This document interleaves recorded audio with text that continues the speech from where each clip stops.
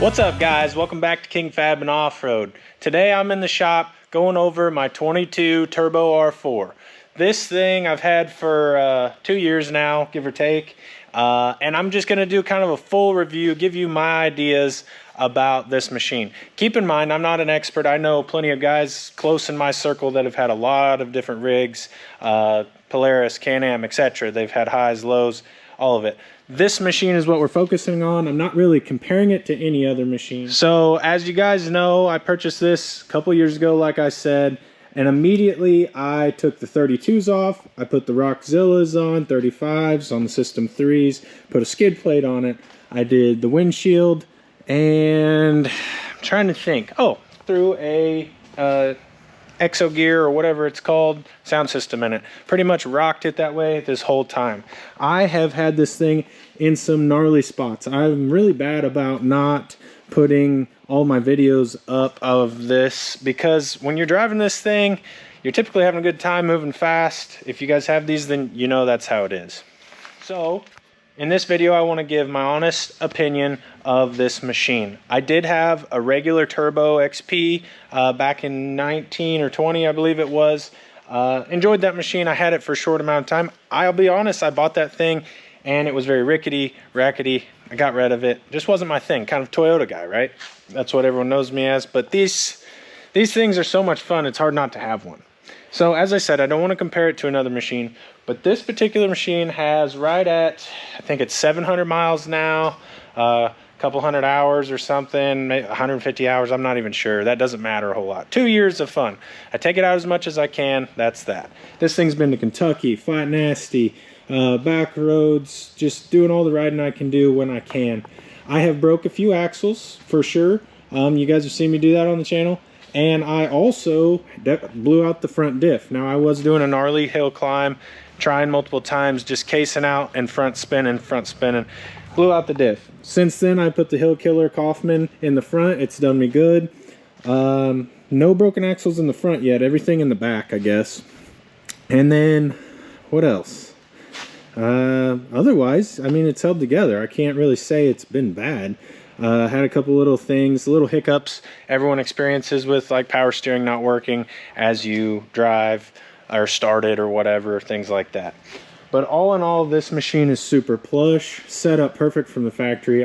Can be competitive in hill climbs or racing. It's got all the power you need. Overall, love the machine. Now, just like anybody buying these machines, you always say you wish it come with more things. I can't necessarily say I didn't get my money's worth on this, but as you guys know watching this, I'm beating a dead horse here, but we all put more money into these than we like to after we buy them. I mean, for $30,000, you think that it would have a sound system built in, or a skid plate, for instance, things to actually protect the machine, protect their investment for that matter, especially those guys that have those long-term warranties and extended warranties and stuff. Overall, I have no complaints. It's done me well. I'm on the factory belt, factory wheel bearings, no hiccups as far as the motor goes, transmission. I did some other extras. I put the gated shifter in from Viper. It's doing good. Also keep in mind, guys, I don't have this machine slicked up. I threw an enclosure on it over the winter here. We went on a ride to Flat Nasty the other day and it was super wet and muddy. I literally hosed this off, but that's as far as I got. I haven't actually washed it, but I wanted to show you guys the dents and bangs and bruises.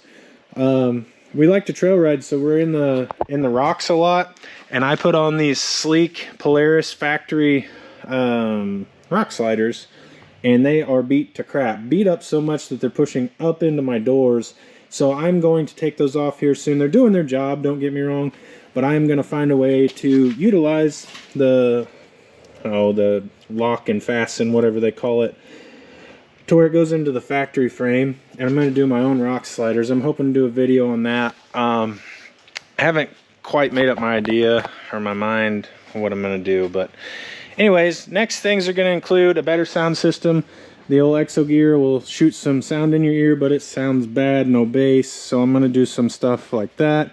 I want to do a tune, a clutch system, I don't know, not necessarily fix it if it isn't broken kind of mentality, you know, like I don't want to add stuff I don't need, but Jumping more into things that you guys want to know about. Suspension's dialed.